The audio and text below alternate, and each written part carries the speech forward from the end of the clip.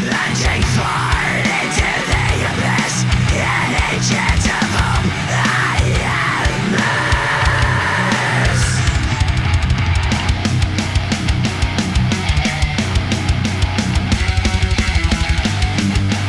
I won't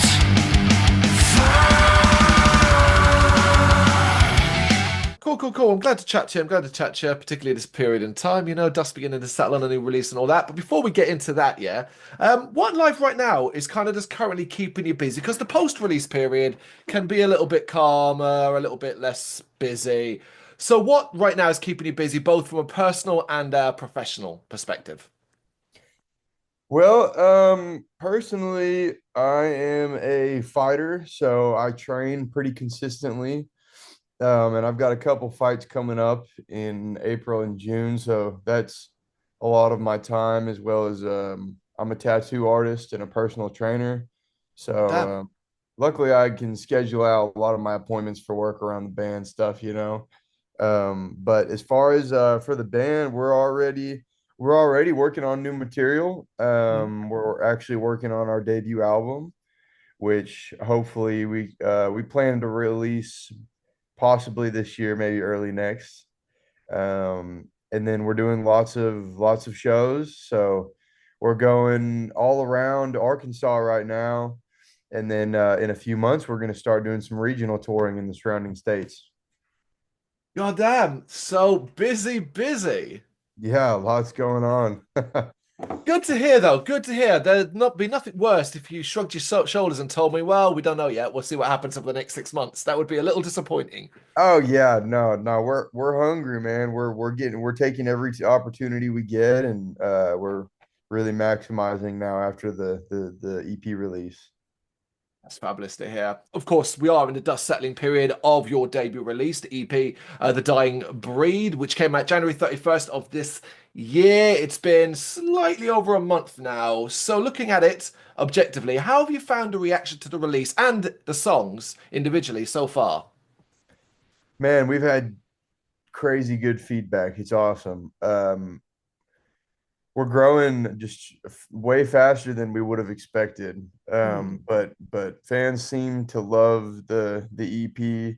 We've had tons of great reviews. We've gotten on a lot of playlists with different songs on the EP. Our live shows are electric. You know, everyone great reaction, great crowds at our live shows. So it's pretty cool. It's pretty cool to see, man. It seems like people really like our sound, and we kind of wanted to release something that was like a staple for us, that to give people to this is our sound, you know, and then fine tune it from here on out and hopefully even get better. But people really like it, so Hmm. it's really cool. As far as the individual songs, it's hard, man. We've been trying to kind of gauge fan favorites, you know, but it's hard. We've had so much different feedback saying that each one of the songs is their favorite. So Okay. as far as like our numbers on Spotify, and maybe the most feedback I could say, our song "Honor Is Everything" is doing really really well on Spotify. It's been playlisted a few times, and everyone loves that one. So that might be a fan favorite. Yeah, I was wondering about that because obviously 5 tracks, there's a chance one might break away from the rest. But not only that, what about from then a live perspective of the tracks? Which one is going off the most? Because that's another clue that what might be a fan favorite. Yeah, Honor Is Everything is definitely skyrocketing. But the rest of them, man, they're steadily growing. I Mhm. wouldn't say there's really any like weak link, you know. Which is super cool because they're all getting equal streams and equally getting playlisted. But I think Honor Is Everything currently right now is kind of ahead of the pack. It's doing really really well. Which it's a great song. It's dynamic, you know. It's super melodic. It's got some strategic, clean vocals in there, a nasty breakdown, shredding guitar solo. So it's a very well-rounded, put together song, which is pretty cool. It Um, it would be my choice. If I wanted to give someone a taste of your sound, it would be the one I'd probably pick out in a bunch and say, listen to this one track and you'll get a decent idea of what you sound like. Oh, that's awesome. Yeah, yeah, yeah. I agree. It definitely punches with our sound. It's pretty cool. Um, and then our newest release, that's like our heaviest release, that I'd say is, I guess, kind of geared more towards deathcore. Six Semper Tyrannis. That one's also growing really, really fast. People really like that one. I think it's just kind of it's slightly different as far as, every single song's completely different, which is super cool. Mm. But that one kind of stands apart as like our angriest, most aggressive, fastest, crazy vocals, blast beat. So that one was a lot of fun to make. So that I enjoyed that one a lot, and that one's doing really well too for it being the newest release. It's great to hear. It is. I'll be fascinated to see. Let's come back to that exact question again at the end of the year, when and see Yeah. where the land lays there, in regards to each individual track. But I imagine it's only going to increase and continue. You said you didn't necessarily have expectations for the EP, so to speak. What I mean, what did you think? What were you hoping for as far as a reaction goes? Well, I was hoping people liked it, Yeah, but as the far as, obvious, we didn't yeah. really, you're right, we didn't have too high. The biggest thing for me and Nick was that we wanted to have music out. We wanted to release music so people could hear what we had to say, because we were trying to grow our social media, and more than anything, what's more important to me and Nick than anything is touring. We want to Yeah. do live gigs, so it's kind of hard to do without music. So we got on a really aggressive schedule. We haven't been a band that long, so Mhm. it's been really cool to see how fast we've grown. But so we didn't. We just wanted to get the music out there and see what people thought, and say, hey, this is us, and see what we could do with that debut EP as far as social media, playlisting, and most importantly, doing live shows. Mhm. And we've done all of the above, and it's blown up a lot more than I think we imagined at first. I'm really pleased for you. I really, really am, because you said you've not been around that long. So let's go back a little bit in time, kind of back to the earliest point where the record spark first bloomed, which I suppose has to kind of refer to the spark that bloomed Hellas Home in general as well. So let's look at vision, really. Your vision, what did it look like at the start, and how did that vision become clearer as you started to write the songs for this EP? Well, when we first formed, I was looking. I wanted to create a band. I knew that I wanted to create a metalcore, deathcore, just a heavy metal band. Mm, And it was really cool. It was almost like fate, one of those weird coincidences where I found Nick. Um, through a mutual friend, our manager, current manager now. I was like, oh, hey, I actually know a really good guitarist. And I was like, oh, well, how good? Like, I'm not gonna settle for, some guy that occasionally doodles on it. yeah. And then he's like, oh, he's pretty good. So we linked up and just clicked, and immediately, and he's like, I like metalcore, deathcore. We talked about a few bands we had in common that we both really liked, and just started. And so I had written, actually I have it right here. This whole thing is full of lyrics.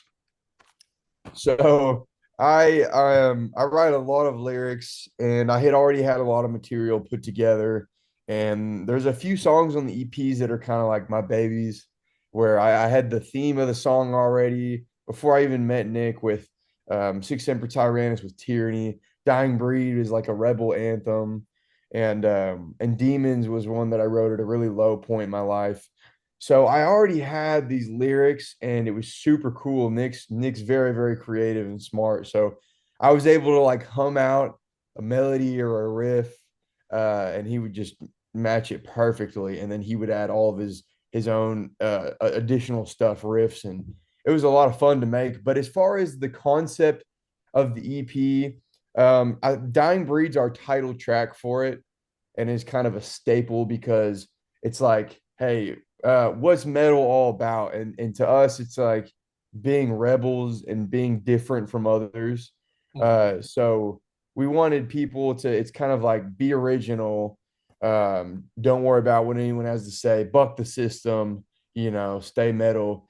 So that's kind of the embodiment of the EP. But as far as the topics in it, it's super dynamic and diverse. Every song, it's a little sporadic because we wanted to address all of these deep issues and things that were passionate to us. Mm. So Six Emperor Tyrannus, tyranny, honor is everything, being the person you want to be, taking your life back. Demons is all about like suffering and misery, inner torment, inner demons, and how they affect your life. Dying Breed, as I said, our rebel anthem. The other side was written about the grief of losing a loved one. Me and Nick wrote that specifically, the guitar for um, when he had lost someone close in his life. And I had also lost a few people Yeah. close to me around the same time. So it was really easy for me to write the lyrics to that one, and match that energy. Um, I think that's all. Am I missing one? No. Yeah. So, um, anyways, man, it was a lot of fun. But it was the topics just, we just wrote what we were passionate about, a bunch of different stuff.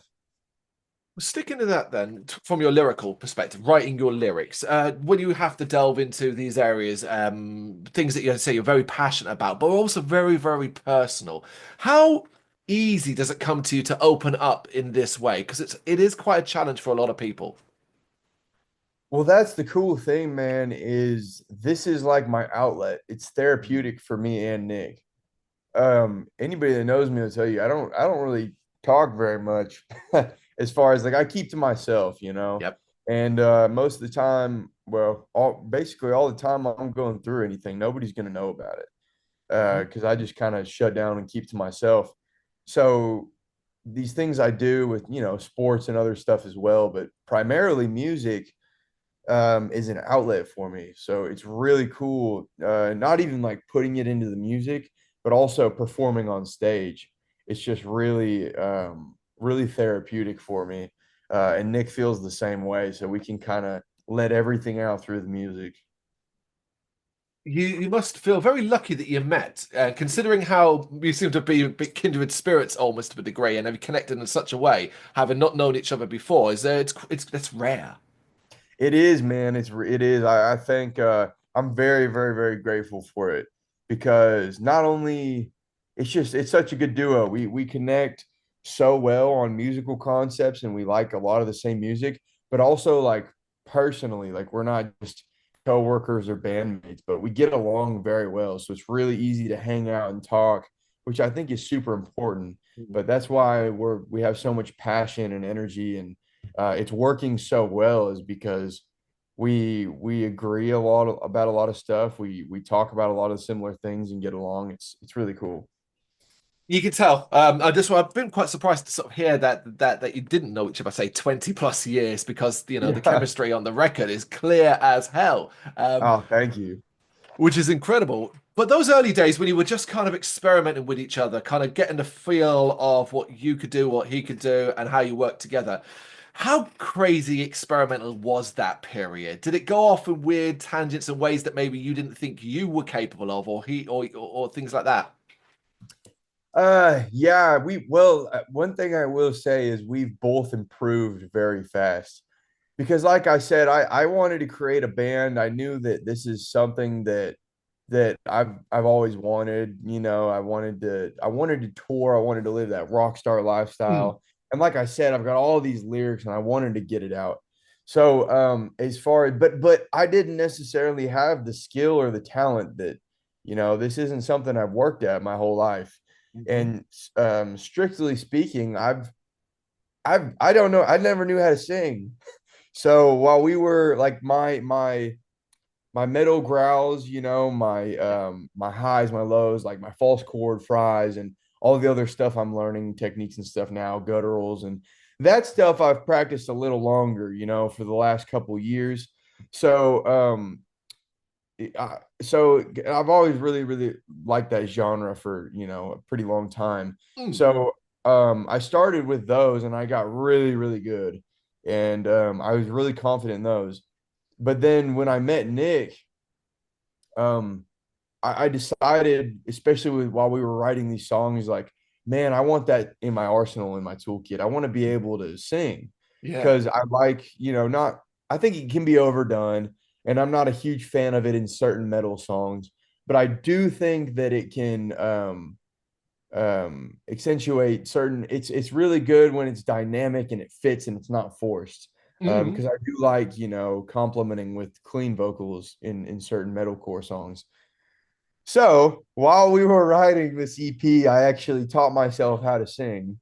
So obviously I'm going to continue to get better and actually take vocal lessons, but I'm super happy with how my singing came out in the EP with which because I was teaching myself as we were Yeah. writing. And same thing with Nick, man. Nick's a way better guitar player from even the time when we met. He really, really practices a lot of tremolo picking and just to a metronome, just fast BPM, and he's even like light years ahead. He's definitely in that advanced. There's not many guitarists like him, so it's pretty cool. We've both gotten a lot better even from the short time we've known each other.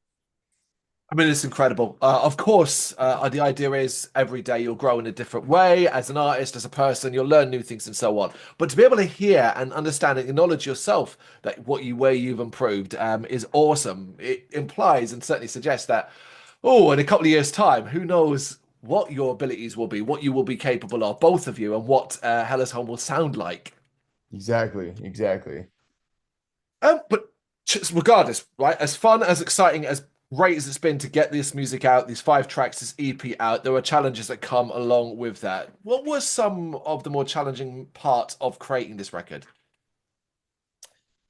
Well, I think as far as production, because me and Nick, we're not very advanced on the technological side, so we don't know. We're actively learning currently, and we'd like to be able to mix and master our own music, Mm, but we don't know anything about it. So we initially kind of sent out some feelers until we to some local recording studios and even online. And so that was a process finding something that we were comfortable with. We wanted professional quality, mm, but we wanted to be careful, obviously, too, that they had mixed and mastered our genre, our kind of music before. We both felt pretty strongly about that. Um, so we ended up finding and going with a local recording studio, Stone Ridge, who did a fantastic job. Um, and funny enough, the producer that mixed and mastered our music there actually wrote the bass and played the bass for every all of our tracks. oh, cool. But so that was probably the biggest challenge at first was just kind of fine tuning that and picking who we wanted to work with, and getting everything ironed out with recording. Um, and now we've got a much better idea, but that was probably the biggest thing. The music just flowed, the music Mm. came really well. So yeah. Did you did you have a glut of music coming out during that particular period of time? Like like what you were creating. You have the 5 tracks, but did you kind of have a fair bit more that you kind of put to the side for either future use or just wasn't kind of working for what you were doing right now? Oh yeah. We had Oh a yeah. lot of material, man. The music's been flowing, and like I said, we're already working on our debut album. We already had a significant amount of songs that we were working on. We just wanted to get that EP out, and get just a solid staple of to work to build on. Yeah. So we've got a lot more, man. It's really easy for us to write good material. We're of course not going to rush anything in the process, especially on this debut album. We're going to take our Hmm. time and get that sound that we really want, but it should be pretty quick just because the material is flowing for us. Okay. That's good to know. It's good to know. And certainly, as we said already, the EP's not been out long at all. It deserves time. The songs deserve time to Mhm. do their own thing before another set come. Exactly, exactly. Of course, it's not just about creating music. There are other areas that can be creatively satisfying depending upon your taste and what you like to do. Let's talk videos because there are some videos about out and about for some of the songs. How much creative satisfaction do you get from that side of things? Man, a lot. That Yeah. that we had a lot of fun with those music videos. Um, so I came up with the concept and the theme for most of the videos, but we had some really good collaboration between me and Nick, and then also our Mm. music video producer, Dakin Management. It's a buddy of ours, and he does a really great job. But we had a lot of fun with those music videos. So the Dying Breed music video, we trashed. We got a local marketing office space for a day, and we basically in the video we trashed the place and smashed computer screens and printers and um, the concept behind that video was like quitting your 9 to 5 and your wage slave job and bucking the system, which is why that fits with Dying Breed. So, we're at first we're nice and we're professional, and then by the end we're all messy and breaking everything. So that was a lot of fun. And that one looks really professional. I think out of all of them, that one looks like industry standard. It's pretty cool. Um, Mm. Six Semper Tyrannis, I wanted kind of that dark industrial look. Yeah. So it was an abandoned factory we actually filmed at. So we put on our suits, and it also had a really cool, like old airstrip, and you could kind of see with the sunset. So that was pretty cool. Lots of great shots. Demons, that was our first song and music video. Yeah. So that was pretty cool that that one came together like that. That's kind of like a grungy. We're at this graffitied old abandoned airport hangars, and that one was a lot of fun. We had a couple friends come and help out with that too. And then I think so. Honor is everything. That one was kind of like a DIY video. That was a last minute thing. We Right. both agreed that the song was too good that we didn't want to release it without a music video. Okay. So we were like, well, let's throw a bonfire party. Let's throw a Mm. bonfire, kind of like a kegger, and we'll just get organic shots. So nothing was planned in that. We just threw a bonfire and had some drinks, had some fun, and that one came out really cool. I like the feel of that one. Um, and so I think yeah, that's all of them. Yeah. Yeah. So man, they were a lot of fun. It sounds you're clearly reflecting on in a positive way because obviously it's a lot of work. We should not deny the work that goes into creating those videos. Oh, for sure, for It's sure. yeah, but it's good that it's a positive thing. It's interesting that you described Honor as being the DIY one because that was the first video I saw. Oh And then I yeah. saw what came afterwards, and there is obviously clear difference and stuff like that. But watching Honor, you do kind of get that vibe and feel where you're like, oh, this seems like they threw a party first. Like the Yeah. party was first, and the sort of music was afterwards. You know, Yeah, it is cool though. exactly. Exactly. You kind of answered this before, but I'd like you to kind of give us a more definitive statement now, if you wouldn't mind. Sum up what you think this record says about Hell is Home. Well, I think that the biggest like our our message to fans is to be able to conquer or overcome anything. That's a staple for us. But like me and Nick have both talked about it before. We want to be able to get our music out to everyone, and to be able to for them to throw on a Hell Comes Home record and be able to get through whatever they're getting through, so but besides that, we're all about being rebels, bucking the system, originality, keeping metal alive, because there's a lot of stuff that me and Nick don't necessarily like with um the current direction, with not all the bands, of course, but a lot of the metal scene, Hmm. and just metalcore and deathcore is as a whole. And I do feel like there's kind of been a resurgence, but it felt like the metal scene was dying out for a little bit. Mm. It didn't feel like it was progressing as it should. Mm. Uh, so me and Nick are both passionate about keeping metal alive, and also making the metal scene better and more well known here in Arkansas, because it's not Yeah. that great. It has potential though. Okay. So um, we're hungry. We want more, So we're gonna stop. We're gonna keep producing music and touring and kind of show everyone what we're about. And spread that further afield. Yeah, I'm in the UK. We're talking right now, so it's not like you're a secret over here completely either as well. So it's just getting it out. The world is big, basically. More people need Yeah, to know who you are. exactly, man. Yeah, it's super cool. On that front, then, do you have any barometer for what success for the EP might look like? Obviously, success is measured in different ways. You will have your own version, I guess. Yeah, so I guess. I mean, the possibilities are endless, right? I don't want to cap it at anything with our debut EP. It's already cool to see what's happened, but I obviously Yeah. know there's going to be more growth. We're still actively getting playlisted and offers, so it's cool to see. But I would say that if we can use this to catapult us into a tour, which is our plan, Hmm. um, and basically just get enough more fans on social media. Our streams are going up every day, so I have no doubt that it's going to continue to grow. But I guess the biggest thing for us is I hope that this EP can create us a core uh,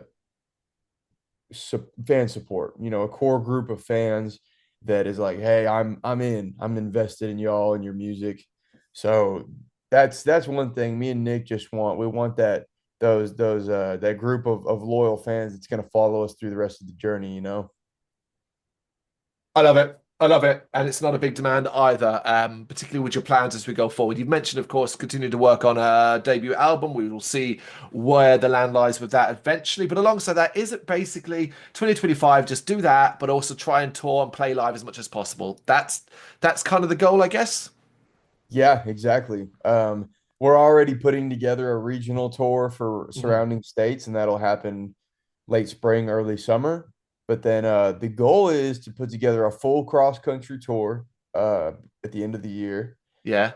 And then we're hoping, if everything goes right and the growth happens as we think it will, we're hoping to go international next year. So Europe, maybe Australia. So We've got a ton of festivals. The European festival scene is crazy, crazy, crazy hot. And next year's wide open, so fingers crossed something like that happens. But for now, for anyone who wants to just enjoy and get to know you, Dying Breed, it is out now. Has been since January 31st, and I can't wait to see what comes next.